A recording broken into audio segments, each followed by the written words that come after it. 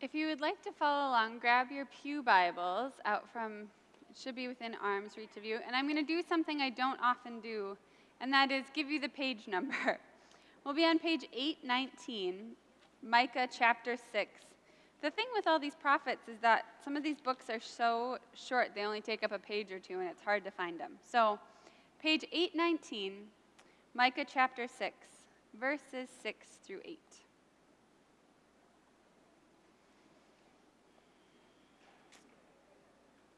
With what shall I come before the Lord and bow myself before God on high? Shall I come before God with burnt offerings, with calves a year old? Will the Lord be pleased with thousands of rams, with 10,000 rivers of oil? Shall I give my firstborn for my transgression, the fruit of my body for the sin of my soul? God has told you, O mortal, what is good. And what does the Lord require of you? But to do justice, and to love kindness, and to walk humbly with your God. Now, I know that for a lot of people here, this is a super familiar verse, a favorite among summer camp cheers, quick and easy to memorize. But when you look at it in context, it's also pretty amazing news. And it was certainly news to the people Micah was speaking to. So far this fall, we've mostly been hearing about these stories that connect one to another, generations and generations of God's people on this big adventure, God making promises and people going astray. And now we're into these prophets. Suddenly it's not these families and stories with a beginning, middle, and end. Now we have voices speaking to God's people. And the funny thing is that in the Bible, they aren't necessarily in order. The people that put the Bible together used a great organizational principle of the long prophets first and then the short prophets next, which makes sense, except when you're trying to tell a story all the way through. So let me tell you a little bit about Micah's people. They were a community that had seen their political leaders fight with each other and fail those that they were governing. Does that sound familiar at all? Did you notice any division and dismay about politics in your community this week? They were a community that had their military embroiled in fruitless battles. Now, regardless of your opinion on the military, I think the facts are clear that we're in some wars that are lasting a very long time, and that we as a nation are struggling to know how to use our military. They were a community whose worship of God had been exploited by the religious leaders of the day. Now, I hope you don't feel that way around here. But looking at the larger culture, it doesn't take much to see leaders using religion to exploit people. Micah also speaks about a culture where there is widespread religiosity, where people are making a public show of how religious they are, more concerned about lip service than true faith and connection. So we see that many pieces of Micah's context are familiar. A great nation in an identity crisis, political leaders who disappoint, reliance on violence, rote religiosity, despair about a way forward. So even though these words were written to people long ago, they are also written for us and to us. And it is into this disillusionment and disappointment that Micah speaks today. And I think that helps us hear this anew. Micah proclaims God's promise of a new kind of relationship. It's actually a very old way of being with God that rejects the scorekeeping mentality that these people had fallen into. You can hear them saying this. Well, what should I offer? Should I offer a calf or oil or my firstborn kid? And while some of you might think that's a good idea every now and then, Micah offers something else. Don't worry, kids, your parents love you. Micah offers another way. And I think if we're honest, some of that creeps into our lives too. I find ourselves thinking, did I do enough? What else should I be doing? Does this count? Micah contrasts that scorekeeping to the path that God has already given. God has told you what is good. The entire Torah, all the stories we've been reading this fall, have already given God's people the path of life. Micah stands in a line of prophets who remind the people over and over of this path, of this new kind of relationship. Micah speaks clearly and boldly of what God requires, which is both more simple and more difficult than just keeping these rigid ritual practices. He says, you have to do nothing but do justice, and to love kindness, and to walk humbly with your God. The problem that we have now among iPhones and global warming that Micah did not have is that we've heard this maybe a million times.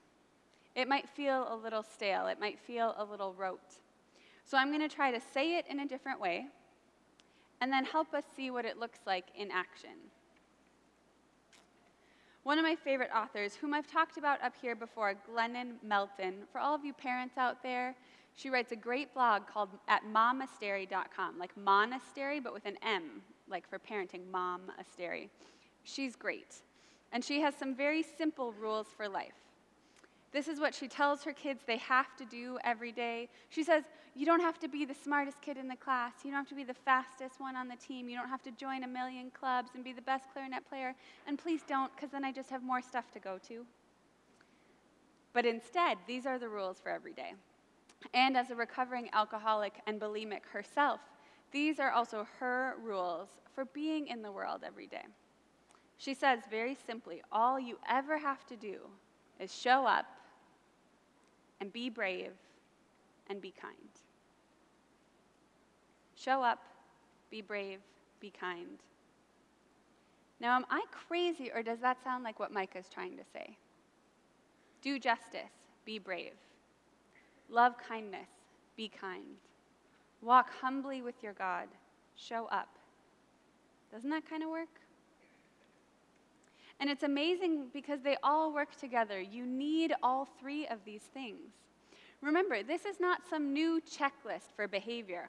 Oh, yep, nailed justice, cross that off the list, and I'll move on to kindness. I'm making such good progress. Instead, they all need one another. If you are brave without being kind, you can hurt someone.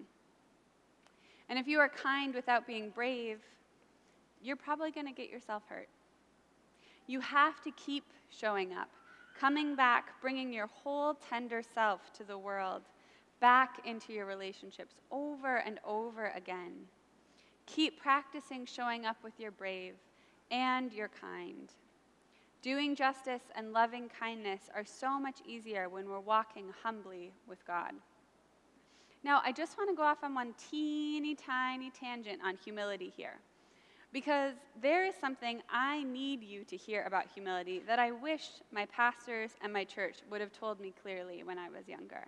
Are you ready? Humility is not thinking less of yourself.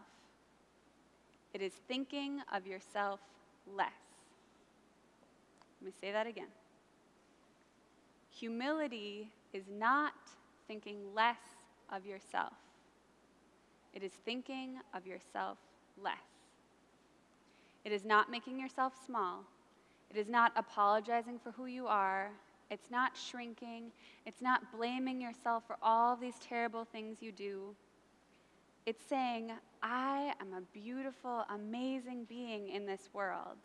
And there are so many other beautiful, amazing, brilliant beings in this world that I can think about too. Okay? Are we clear on that? So back to what we were talking about. Doing justice, loving kindness, walking humbly with God, being brave, being kind, showing up. So the amazing thing about worship today is that we see all of these things happening. It's all over. You've noticed that there are a lot of things going on in this service. The baptism, celebration of communion, commitment Sunday. This is my chance to tie them all together, so wish me luck. Here we go. So first we had the baptism.